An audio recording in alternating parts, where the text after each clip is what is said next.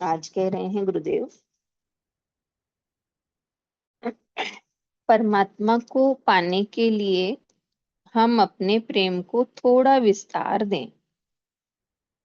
प्रेम को जितना विस्तार दिया जाएगा, परमात्मा की अनुभूति उतनी ही अधिक होती चली जाएगी। भक्ति सूत्र में कहा गया है कि परमात्मा रस में पैदा होता है, रसो वैसा है। केवल परमात्मा की मूर्ति में या चित्र में परमात्मा की अनुभूति से काम नहीं चलेगा। संसार के सारे प्राणियों में परमात्मा तत्व है। मंदिर में जाकर पूजा करते हो और बाहर आकर इंसान के साथ दगा करते हो, तो भीतर की गई पूजा भी व्यर्थ गई समझो। ऐसा व्यक्ति कभी परमात्मा को नहीं पा सकेगा। आप किसी को धुतकारते हैं तो अप्रत्यक्ष रूप से परमात्मा को ही धुतकारते हैं। उसका बसेरा सर्वत्र है, वह घट घट वासी है। पत्ती पत्ती में परमात्मा का रूप है। जरूरत है उसे अंतर आंखों से निहारने की। परमात्मा भाव से अगर एक हरी पत्ती को निहारोगे तो उसमें भी परमात्मा के हस्ताक्षर नजर आएंगे। तुम्हारा परमात्मा तुम्हारे और समीप होता चला जाएगा। हर घड़ी परमात्मा का स्मरण रखें। ग्राहक को सामान तोल रहे हो तो डंडी मारने से पहले सोचो, ये ग्राहक भी परमात्मा का अंश ही है।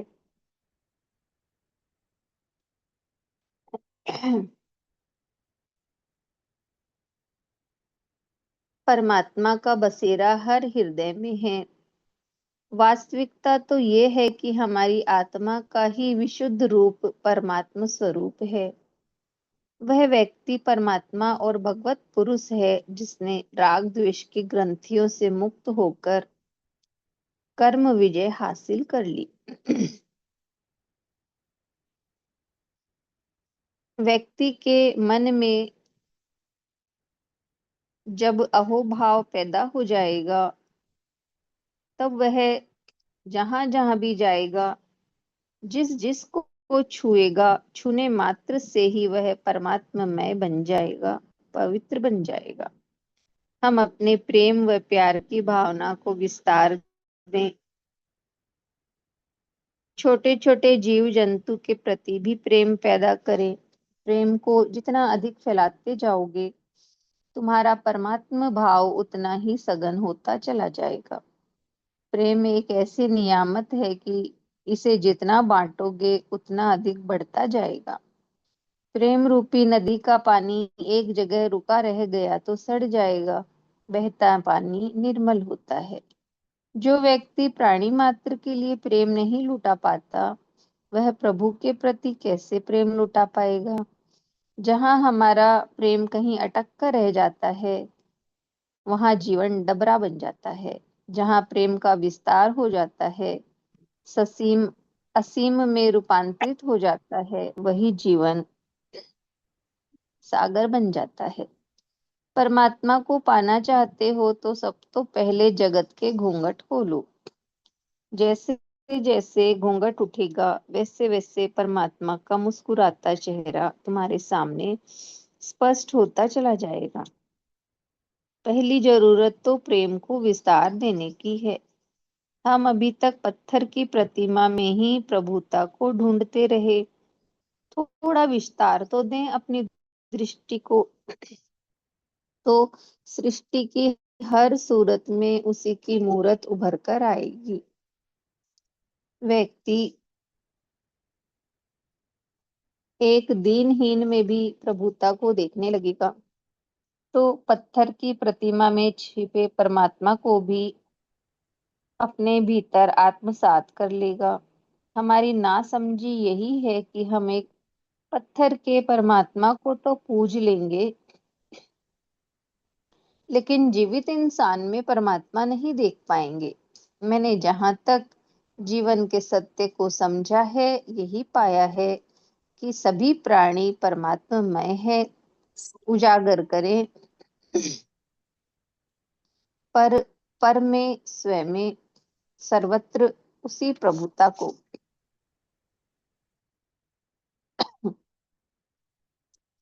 अगले दिन वह, एक मिनट,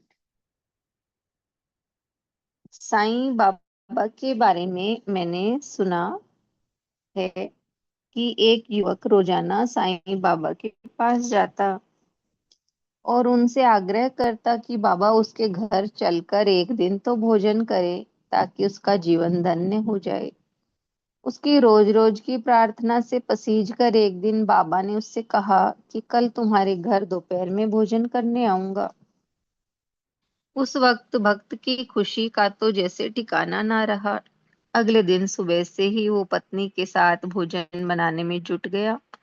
दोपहर तक आसन सजाकर बैठ गया, इंतजार करने लगा। 12 बजे तक आसपास 70 साल का एक बूढ़ा लाठी टेकते हुए आया। भोजन के लिए गिड़गिड़ाने लगा। वो कहने लगा, कई दिनों से भूखा हूँ, खाने को कुछ दो। युवक ने कहा कि ये भोजन तो साईं बाबा के लिए है, तुम्हें नहीं दे सकता। बाबा ने कहा, युवक, साईं इतना भोजन थोड़ी करेंगे, थोड़ा सा मुझे दे दो। लेकिन उस युवक ने डांट कर भगा दिया उसे। शाम हो गई, बाबा आए नहीं।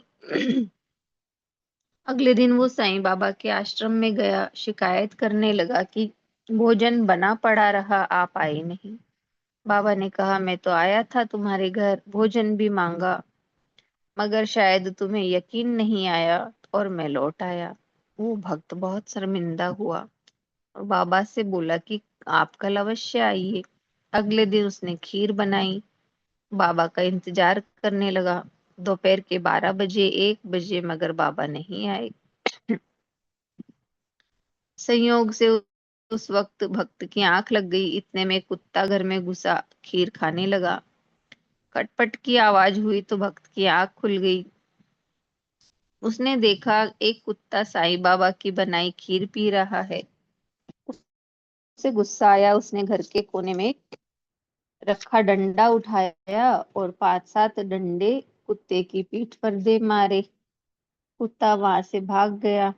साईं आज भी नहीं आए। भक्त बड़ा निराश हुआ। अगले दिन वो फिर बाबा की कुटिया में पहुंचा। उलाहना देने लगे। बाबा आज लेटे हुए थे और एक चद्दर ऊपर डाली हुई थी। जब वो उलाहना देखकर चुप हो गया तो बाबा ने अपनी चद्दर उतारी और पीठ उसके सामने कर दी।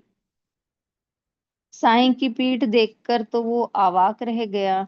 साईं की पीठ पर घाव थे, खून टपक रहा था। उसने पूछा, प्रभु ये कैसे हुआ? साईं ने मुस्कुराकर कहा, भक्त तूने ही कल डंडे मारे थे। युवक चरणों में गिर गया बाबा के। बाबा ने समझाया, जो आदमी प्राणी मात्र में भगवान को नहीं देख सकता, वह भगवान को कभी नहीं पा सकता। परमात्मा तो हर हृदय में है, उसे देखने के लिए आंख चाहिए। जब तक आदमी के मन में सबके प्रति ममत्व, समत्व, आदर और प्रेम का भाव पैदा नहीं होगा, वह भगवान से दूर रहेगा। मैं तो कहूंगा कि यदि सास बहू में और बहू सास में परमात्मा की छवि देखे तो उनके सारे झगड़े समाप्त हो जाएं। हर व्यक्ति में परमात्मा है। हर इंसान में परमात्मा की छवि निहारे तो दुनिया में कहीं अंधकार नहीं रहेगा।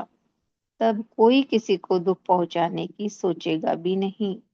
निश्चित रूप से मंदिर जाकर परमात्मा की पूजा करना शुभ कार्य है, लेकिन घर में भी किसी के प्रति घृणा, वैर का भाव न रखना शुभ कार्य से कम नहीं है। नहीं पढ़ती।